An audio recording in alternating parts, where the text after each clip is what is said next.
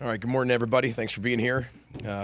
Really looking forward to the game this week at Wrigley Field. Should be a great venue and environment for our fans and our players, so really looking forward to that. Players responded really well last night, had a great practice. That's what I love about this team. They come in, respond, want to grow, want to get better, and you can't ask much more from a college football team when it doesn't go your way on the road against a really good opponent. So really proud of our team for their resolve and their response, but we got to get better as we keep going forward, and that's what we talked to them about last night. So with that, we'll open up for questions. PG, you've talked a lot about kind of embracing scars this year, maybe more than other years. Why has that been a theme for you guys? Well, I think just a life theme. I don't know if it's just necessarily this year. I think every year brings a lot of great times, and it brings a lot of hard times. I think our scars remind us of where we've been. I think that's necessary. And you look at our football team, for the most part, pretty young and inexperienced football team, and a lot of key positions. Again, that's not an excuse for anything. It's just, it is what it is. And those guys you can't skip steps in the journey of development. And those scars remind us of where we've been, and you're going to have to be able to have those scars at some point. Because when you look at it, I mean, it'll bring you back to some of your hardest times and what you were able to overcome and the fortitude to continue to move forward. So, I don't know if it's necessarily more scars or less scars necessarily than any other year, but we promote the embracing all of those scars and not ignoring those. PJ, can you give a little update? It's been a while since I've asked about NIL and where things are at with that. Yeah, I think that's a talk for maybe 12 days from now. Our focus is only on Northwestern. It really is. It's a huge topic in the country. It's a huge topic in college football, especially when you look at maybe the top 12 teams as you kind of look at tomorrow night when the college football playoff rankings come out, but where everybody is. But I think that's just a huge discussion for another day. But we're working really hard at it, Dave. Working really, really hard at it, that's for sure. So that's just one thing with the run game all season. And you talk about your three criteria you always use to evaluate what's going on. Mm-hmm. So when you look at those three buckets, how do you kind of use it to evaluate what the run game is at?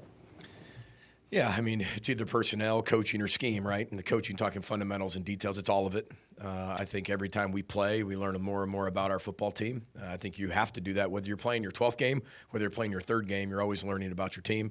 I think everybody in our organization takes ownership for why things have gone well and why things haven't gone well. It's about owning those scars. And in the run game, we've had some games where we've been really, really good in the run game, and some games we haven't been good in the run game. Our best players in the run game that have been carrying the ball haven't been really in there pretty much all year. But we still should be able to do what we need to do. And that falls upon the coaching staff, that falls upon the players, falls upon everybody in the organization. It's a mindset to be able to establish that. Some of the games we've played in have got us away from that a lot earlier than we wanted to get away from. But I think no matter what, we're always going to hang our hat on the run game. And whether that's a ton or whether we're forced into doing it not as much, I mean, that's our DNA and that's who we are. And so we've got to continue to improve in that. But it's a mixture of all three, Ryan, that's for sure. PJ, what are your thoughts on playing at Wrigley? Yeah, excited. I mean, I grew up a Cubs fan, still am a Cubs fan. Growing up near Chicago, you pick one or the other. And my dad was a Chicago White Sox fan, and so you kind of pick the opposite so you can cheer against him, just to be able to make it fun. But I've always loved the Cubs, Ryan Sandberg, and I grew up in the Sammy Sosa era and the Mark Grace era, and just a lot of fun to follow the Cubs. So I was there on a high school field trip when Kerry Wood threw the 20, I think it was 20 strikeouts, is that right? So I was there, school field trip.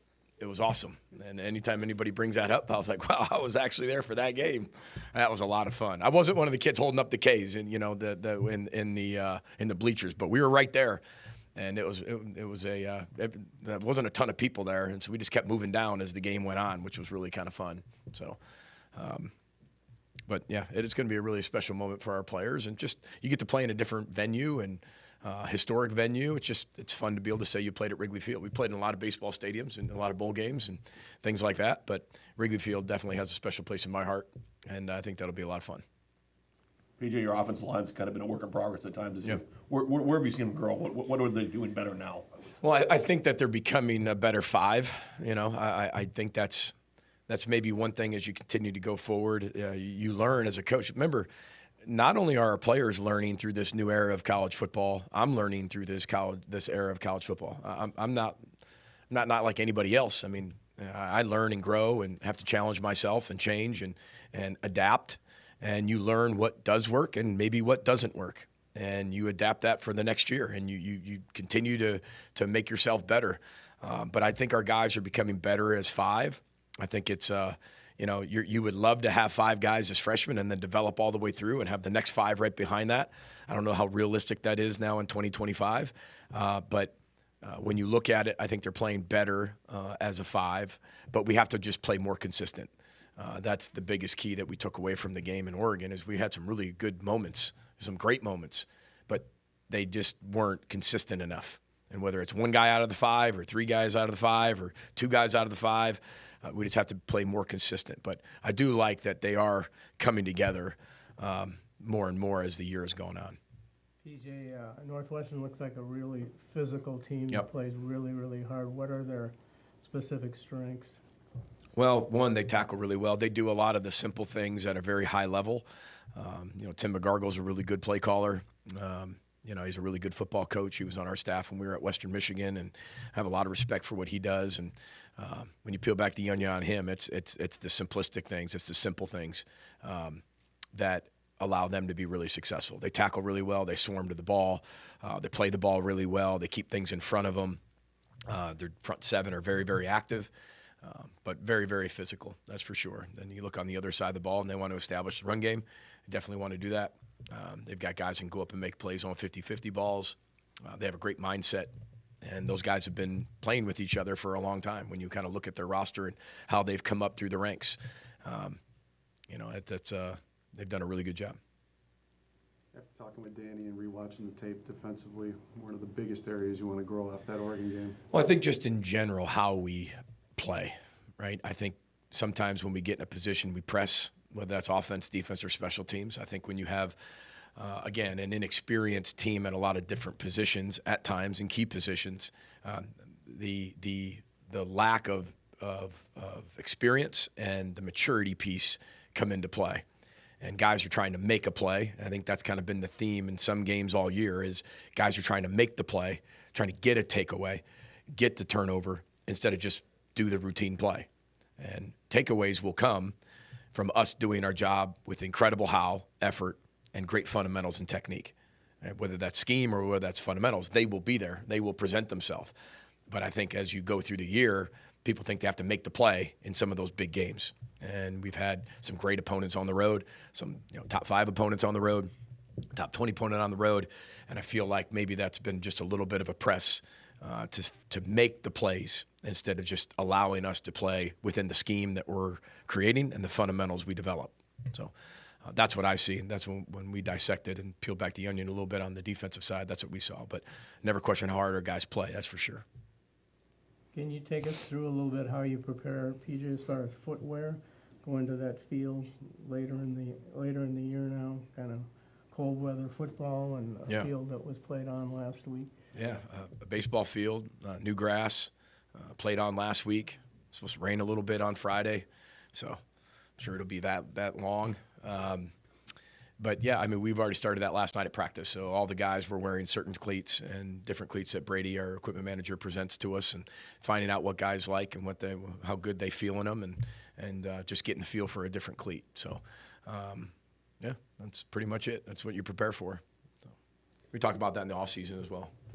PJ, wanted to follow up on talking to Eugene about kind of the macro level of how you feel about this program and closing the gap with some of the best in the business.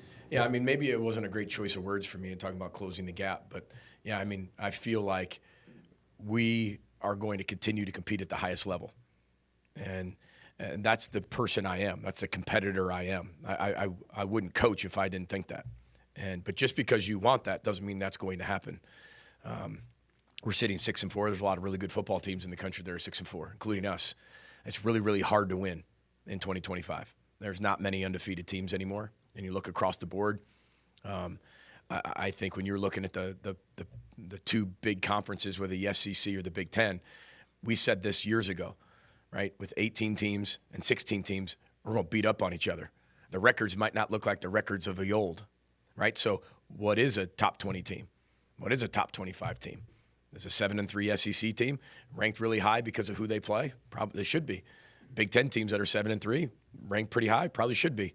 I mean, it is a gauntlet schedule, and there's a lot of things that have to go your way. But that's what we'll always strive for, Andy. And I think not just closing the gap to Dave's question with NIL is a big piece of that, right? Where the funds go is a big piece of that. Development's a big piece of that. Retention's a big piece of that. So cultural sustainability is a piece of that. It all goes into this formula. And if it was easy, everybody, be 12-0 and everybody be at the top. Everybody's striving to do that. But that's what I love about being here, because we have that mindset that we will. But again, closing the gap on that, Andy, maybe I shouldn't necessarily just use those words. But yeah, I mean, to be able to get to where we want to go, we have to play better. We have to continue to recruit at a high level. We have to retain at a high level, and we have to continue to invest in our program, which, again, we'll continue to do and find ways to do it at an elite level. That's how you're able to do it. And consistency really helps, whether that's in the football game or whether that's in the development and the progress of our culture. Consistency is everything, and we're doing everything we can and have to continue to change our best and adapt as we keep moving forward. What have you seen out of your special teams that looks like they're growing moving forward here? Yeah, I mean, we're growing. I think I think, Randy, holistically, it comes down to the fundamentals and techniques to everything that we do.